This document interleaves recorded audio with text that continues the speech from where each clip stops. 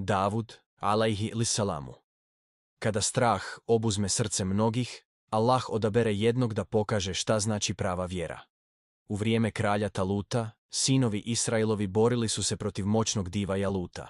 Njegova vojska bila je strašna, a narod Izraela slab i uplašen. Na putu do bojišta, Talut im reče: Allah će vas iskušati rijekom. Ko se napije, nije sa mnom. Ako se uzdrži osim gutljaja rukom, taj je sa mnom. Mnogi su pali na iskušenju. Puno ih je pilo, a samo nekolicina vjernih prešla je rijeku s Talutom. Kada su ugledali Jalutovu vojsku, njihova srca se uplašiše. Rekoše: danas nemamo snage protiv njih. Ali vjernici rekoše: koliko puta mala skupina, Allahovom voljom, pobjedi veliku.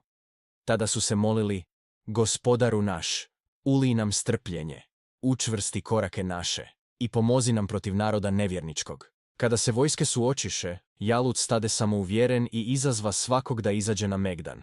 Njegov glas odjeknuo je kao grmljavina. Talut ponudi svoju kćer i bogatstvo onome ko se usudi boriti. Ali niko ne stupi naprijed. Strah je obavio srca vojnika, sve dok nije ustao jedan mladić. To bijaše Davud, alejhi salam, mladi pastir iz Betlehema. Ne bojaše se ni čovjeka ni zvijeri, jer njegovo srce pripadalo je Allahu. Davud reče kralju: ubio sam lava što je napao očeve ovce i medvjeda što ih je gonio. Allah me je tada zaštitio i sada će opet. Dirnut njegovom hrabrošću, kralj Talut reče: ako si voljan, neka te Allah čuva i podari ti snagu. I tako mladi Davud pođe da se suoči s divom. Kralj Talut lično je pripremio Davuda za borbu.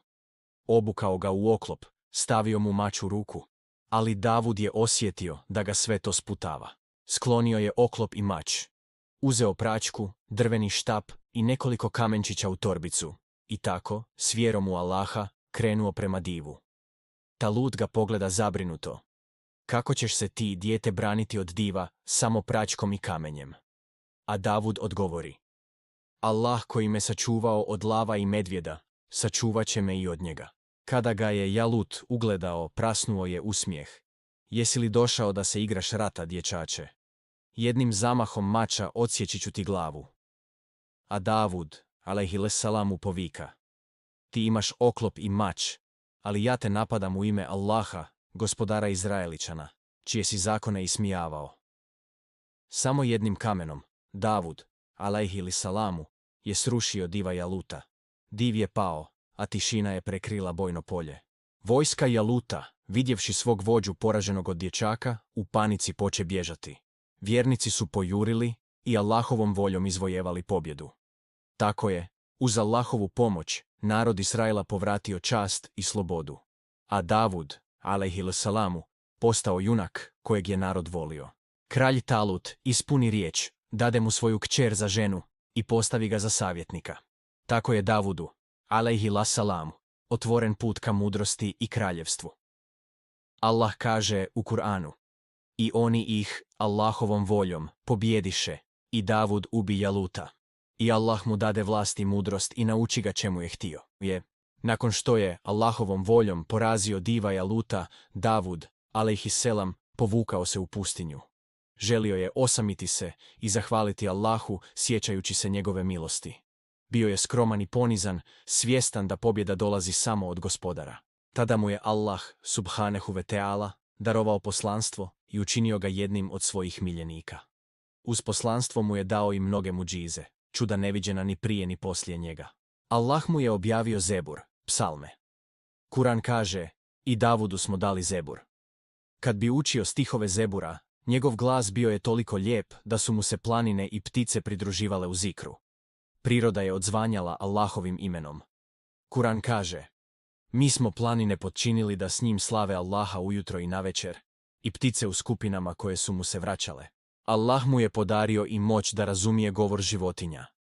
Njegova srca bila su povezana s prirodom i stvorenjima, a svaki njihov glas bio je zikr. Poslanik, salallahu alejhi ve selem, rekao je: najdraži post Allahu je post Davudov, postio je svaki drugi dan. I dodao: najdraži namaz Allahu je Davudov. Spavao je pola noći, klanjao trećinu i opet malo spavao. Jednog dana vojnici su se žalili da im je željezni oklop pretežak. Davud je uzeo komad željeza u ruke i, Allahovom moći, ono je postalo mekano poput voska. Allah kaže: Mi smo željezo učinili pokornim njemu. Naučio ga je da pravi oklop kako bi ljudi bili zaštićeni. Slava i ljubav naroda prema Davudu rasle su svakim danom. Ljudi su ga voljeli zbog njegove mudrosti, hrabrosti i skromnosti više nego kralja Taluta. Talut je postao zavidan. Njegova kćer, Mihal, upozorila je muža: Moj otac te se boji i zaviditi. Čuvaj se, o Davude. Talut ga šalje u bitku s neprijateljem Kanancima, nadajući se da se neće vratiti. Ali Allah je bio s njim i Davud se vratio kao pobjednik. Te noći Davud se povukao iz kraljevstva. Sklonio se u pećinu i danima bio sam, tražeći Allahovu zaštitu i smirenje. Kad je Talut došao s vojskom da ga pronađe, Davud mu je prišao dok je spavao i samo mu odsjekao dio haljine. Kad se kralj probudio, Davud mu reče: Da sam htio, mogao sam ti oduzeti život. Ali nisam došao s mržnjom, već s mirom. Tada se Talut pokajao i zatražio oprost. Davud, alejhisselam, postao je kralj i poslanik, ali nikada nije zaboravio da je rob. Njegovo kraljevstvo bilo je izgrađeno na pokornosti i zikru. Njegov glas odjekivao je planinama, pozivajući na vjeru u Allaha. Kao kralj i poslanik, Davud, alejhiselamu, podijelio je svoj dan na 4 dijela. Jedan za odmor i zaradu, drugi za ibadet, treći za narod, a 4. za propovijedanje. Njegov trud i disciplina donijeli su mir i blagostanje u cijelo kraljevstvo. Iako je bio kralj, Davud, alejhiselamu, nije živio od blaga svog kraljevstva. Živio je od rada vlastitih ruku, prodajući oružje koje je sam izrađivao od željeza. U Bibliji se spominje priča koja pogrešno prikazuje Davuda, alejhiselamu, optužujući ga za grijehe koji ne priliče Allahovom poslaniku. Ali Kuran ispravlja laži ljudi. U suri Sad Allah ga opisuje kao snažnog roba koji se uvijek vraćao Allahu. Ajet. I sjeti se našeg roba Davuda, posjednika snage. On se mnogo kajao. Jednog dana, dok je Davud, alejhiselamu, bio u ibadetu, 2 čovjeka su se popela preko zida njegove odaje i ušla. Preplašen, upita ih zašto su tu. Rekoše: Ne boj se, mi smo dvojica u sporu, presudi među nama pravedno. Jedan od njih reče: Ovo je moj brat, ima 99 ovaca, a ja imam samo 1. Traži da mu je dam. Bez da čuje drugu stranu, Davud, alejhiselamu, brzo presudi: Nepravedan je taj što traži tvoju ovcu. Ali tada dvojica nestadoše i on shvati da ga je Allah iskušao. Ajet. On reče: Zaista te je on zulum učinio. I Davud shvati da smo ga mi iskušali.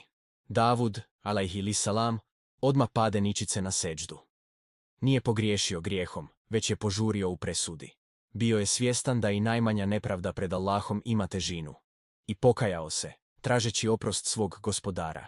Tada mu Allah objavi: Sudi među ljudima s istinom i ne slijedi strasti, jer te one mogu odvesti s puta Allahovog. Time je Allah očistio čast svog poslanika i dao lekciju svima koji vladaju. Ne sudi dok ne čuješ sve strane. Davud, alejhiselamu, ostao je simbol pravednosti i pokajanja. Njegova vladavina bila je primjer mudrosti i ljubavi prema Allahu. I dok se njegova priča završava suzama i svjetlom, počinje nova, o njegovom sinu, Sulejmanu, alejhiselamu, kojem Allah podari vlast nad vjetrovima, životinjama i džinnima.